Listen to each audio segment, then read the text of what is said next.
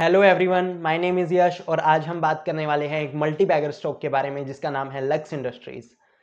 ये company innerwear बनाने का काम करती है और ये उसकी मैन्युफैक्चरिंग भी करती है और सेलिंग भी करती है। ये कंपनी का आज हम टेक्निकल और फंडामेंटल एनालिसिस करने वाले हैं और चलिए शुरू करते हैं फंडामेंटल एनालिसिस के साथ। और करंट प्राइस जो है अभी वो 1281 है और 52 वीक लो 1200 है। 1252 वीक लो है जिसके आसपास ये कंपनी अभी चल रही है। एक बार हम इसके P&L अकाउंट को देख लेते हैं। प्रॉफिट एंड लॉस अकाउंट पर चलते हैं। प्रॉफिट एंड लॉस देखिए, सेल्स लगातार बढ़ते जा रही है। सेल्स लगातार बढ़ते जा रही है, लगभग 15% का ग्रोथ है सेल्स में। और प्रॉफिट 2022 तक बढ़ रहा था, कंटिन्यूसली बढ़ रहा था 2022 तक, और उसके बाद कम होना शुरू हो गया। इसका रीज़न क्या है गाइस? इसका रीज़न ये है कि कंपनी, जब रशिया यूक्रेन वॉर हुआ तो कॉटन प्राइसेस बहुत बढ़ गए और कॉटन प्राइसेस बहुत ऊपर ट्रेड कर रहे हैं अभी। कॉटन प्राइसेस के बढ़ने की वजह से इसका जो एक्सपेंसेस है वो भी बढ़ गए और नेट प्रॉफिट कंपनी का कम हो गया। ये कंपनी इनरवेयर के बिज़नेस में है, तो इनका जो मेन रॉ मटेरियल है वो कॉटन है और कॉटन के प्राइसेस के बढ़ने की वजह से इनके एक्सपेंसेस इंक्रीज़ हो गए हैं। और सेकंड रीज़न है, कंपनी बहुत ज़्यादा स्पेंड कर रही है अपने एडवर्टाइजमेंट में। देखिए, जैसे वरुण धवन इनके ब्रांड एम्बेसडर हैं और ये सब बॉलीवुड के हीरोज़ हीरोइंस ये सब इनके ब्रांड एम्बेसडर है। इससे पता चलता है कंपनी बहुत ज़्यादा एक्सपेंसेस कर रही है, एडवर्टाइजमेंट एक्सपेंसेस बहुत ज़्यादा कर रही है। अब एक बार हम इसकी रिजर्व्स को देख लेते हैं। बैलेंस शीट में रिजर्व्स लगातार बढ़ रहे हैं। अभी लगभग 1800 करोड़ के रिजर्व्स हैं इनके पास और बैलेंस शीट साइज़ भी लगातार ग्रो कर रहा है कंपनी का। और इन्वेस्टमेंट्स देखिए, इन्वेस्टमेंट्स भी लगातार ग्रो कर रही है कंपनी की, जिससे हमें पता चलता है कि ये कंपनी हो सकता है न्यू फैक्ट्रीज़ ओपन कर रही हो। अपने बिज़नेस को आगे बढ़ाने के लिए ये कंपनी ह्यूज इन्वेस्टमेंट्स कर रही हैं और अभी कैपिटल वर्किंग प्रोग्रेस भी है 9 करोड़ का। अब हम बात करते हैं एक बार इसके शेयर होल्डिंग पैटर्न के बारे में।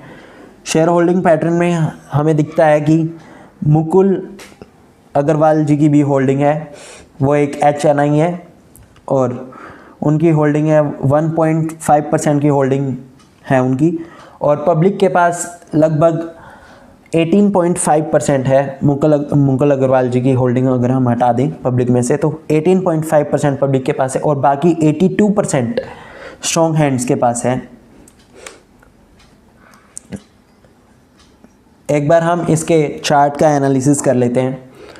चार्ट में हमें दिखाई देता है कि ये मैंने 200 डेज मूविंग एवरेज की लाइन लगा रखी है। ये जो यहाँ पर दिख रहा है ये 200 डेज मूविंग एवरेज है और कंपनी जब भी इसके ऊपर जाती है तो एक ह्यूज रनअप देती है। देखिए, यहाँ पर इसके ऊपर गई थी कंपनी और इसने कितने % का रनअप दिया? 218% का रनअप दिया कंपनी ने। जब ये पिछली बार 218% का रिटर्न दिया कंपनी ने जब ये अपने 200 डेज मूविंग एवरेज से ऊपर गई। तो एक बार यहाँ भी देख लेते हैं हम, यहाँ भी वापस इसने वही किया, तो इसका देख लेते हैं। 271% का रिटर्न दिया कंपनी ने जब ये अपने 271% का रिटर्न दिया कंपनी ने जब ये अपने 200 डे मूविंग एवरेज से ऊपर गई। तो यहाँ पर देख लेते हैं,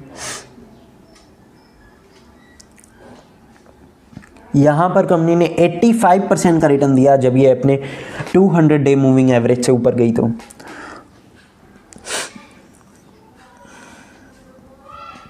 और अभी हम आज की सिचुएशन की बात करने वाले हैं। कंपनी में देखिए एक डब्ल्यू पैटर्न बनने की तैयारी कर रही है कंपनी।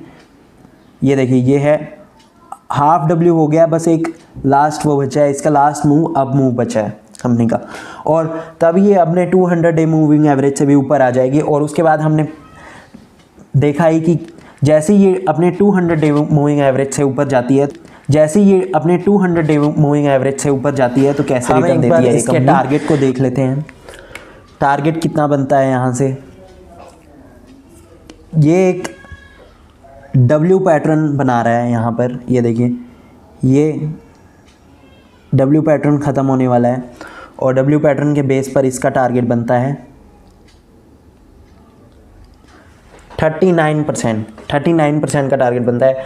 1815 हमारा फर्स्ट टारगेट है। और यहाँ पर ये एक reverse head and shoulder pattern बना रहा है। ये देखिए ये है फर्स्ट शोल्डर, ये है सेकंड शोल्डर और ये है हेड, और यहाँ पर एक और शोल्डर बनेगा जिससे ये, तो ये हमारा सेकंड टारगेट है। यहाँ पर कितना परसेंट है ये 65%, और टारगेट है 2140 का सेकंड टारगेट है हमारा। और यहाँ पर जब ये reverse head and shoulder pattern बनाएगा तो हमारा थर्ड टारगेट अनलॉक हो जाएगा, जो कि है 845 पॉइंट्स। जब भी reverse head and shoulder pattern बनता है तो उसका जो टारगेट होता है वो होता है रिवर्स हेड एंड शोल्डर की डेथ जो होती है वो उसका टारगेट होता है। तो इसकी डेथ है 845 पॉइंट्स, और 2138 से अगर अपन 845 पॉइंट्स कैलकुलेट करें तो आता है तो हमारा आता है 3090 रुपीज़ का टारगेट। 3090 रुपीज़ है हमारा थर्ड टारगेट। और हम देख लेते हैं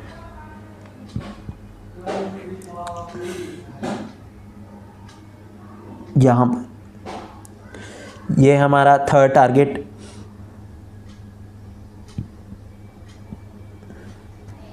यहाँ पर ये हमारा थर्ड टारगेट है 3090 रुपीज़ का। So thank you for watching the video.